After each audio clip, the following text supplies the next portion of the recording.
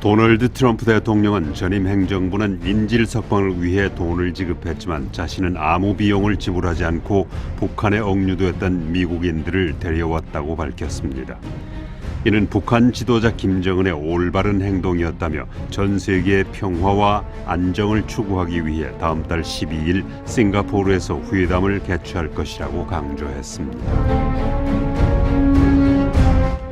북한 당국은 핵무기 프로그램이 완성돼 유엔 기구에 예고 없이 미사일을 실험하지 않겠다고 말했습니다. 해당 유엔 기구는 북한 항공기 조종사들과 관제사들의 언어 교육을 지원할 수 있다는 뜻을 내비쳤습니다. 뉴욕에 본부를 둔 국제인권단체 휴먼 라이츠 워치가 이례적으로 한국 정부의 납북자 정책을 강하게 비난했습니다. 이 단체의 필 로버트슨 부국장은 한국 정부는 과거 북한에 납치된 어부와 공무원, 학생들뿐 아니라 1969년의 대한항공 승무원과 승객 피랍 사건조차 서울에서 전혀 주목을 받지 못하고 있다고 지적했습니다. 런던의 헤지펀드 회사인 유라이존은 북한의 비핵화와 한반도 평화 구축을 위해서 10년 동안 적어도 2조 달러의 비용이 발생할 것이라는 계산을 내놓았습니다. 유라이존은 인구와 경제 규모, 환율 등을 비교해 한반도 평화 구축비는 독일의 통일 비용보다 2배 정도 높다고 밝혔습니다. 동계올림픽과 패럴림픽을 유치할 방침이었던 일본 삿포로 시는 목표로 하던 2026년 대회 유치가 어려울 것으로 보고 차기 대회인 2030년 대회 유치에 도전하기로 했습니다. 2030년도에는 홋카이도 신칸센이 삿포로까지 연장될 예정이어서 유치를 연기하는 것이 좋겠다는 의견이 있었습니다. 말레이시아 총선에서 전 수상이었던 92살 마하티르가 이끄는 야당연합이 승리해 새로운 수상에 취임했습니다. 마하티르 수상은 선거에서 선출된 지도자로서는 최고령으로 알려졌습니다. 트럼프 대통령은 이란과 미주 지역 국가가 2015년에 결성한 핵합의에서 이탈한다고 발표했습니다. 이에 대해 이란과 영국, 프랑스, 독일 등 유럽연합은 오는 15일 핵합의 존속의 위기를 타개하기 위해 벨기에 수도 브뤼셀에서 외상회담을 열기로 했습니다.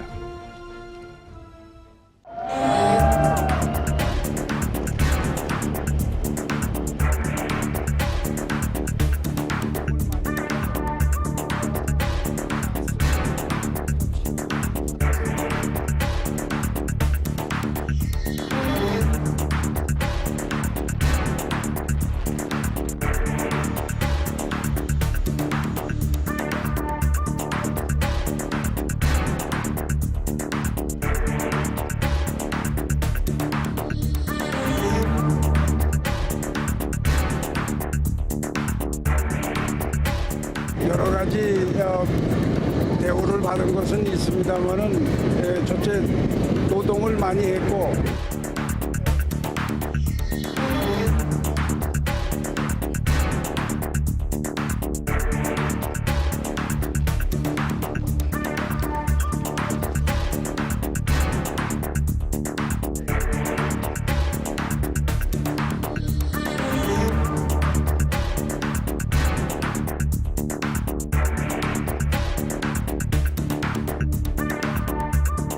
This results in very serious medical issues. I'm sure that they're not in great health. A long process of healing is just about to begin for all of them.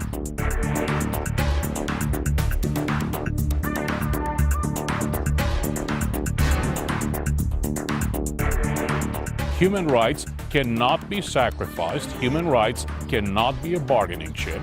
If Kim Jong-un wants his regime to survive, there is only one path: improving North Korea's human rights record, shutting down its vast system of unlawful imprisonment. 뉴질랜드 정부는 앞으로 4년간 7억 달러 이상의 해외 원조를 결정하고 태평양 섬나라를 재건하는 데 지원될 것이라고 말했습니다. 윈스턴 피터스 외무부 장관은 예산 결정 이전에 이러한 내용을 발표했습니다.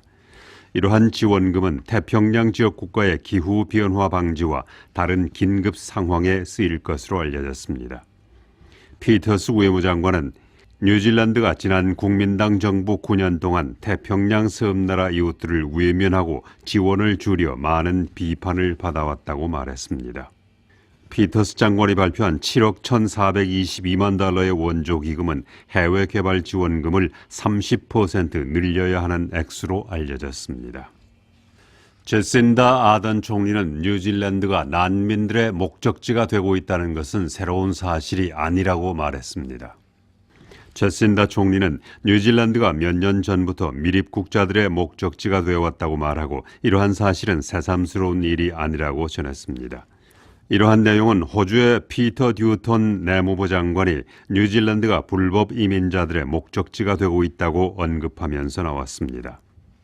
제신다 아던 총리는 미립국자를 막기 위해 모든 법적인 조치를 다하겠다고 말하고 만약 보트를 이용해 미립국할 경우 선박을 파괴하겠다고 강경한 대책을 발표했습니다. 코카인은 지구상에서 가장 흔하게 쓰이는 마약으로 알려져 있는데 뉴질랜드는 코카인 가격이 가장 비싼 나라로 알려져 있습니다. 2018 글로벌 드러그 서베이에 따르면 뉴질랜드에서 코카인을 사용하는 사람들은 1g에 340달러를 지불하고 있는 것으로 나타났습니다. 이 조사에 따르면 두 번째로 코카인 가격이 비싼 나라는 호주로 1g에 319달러에 거래되고 있습니다.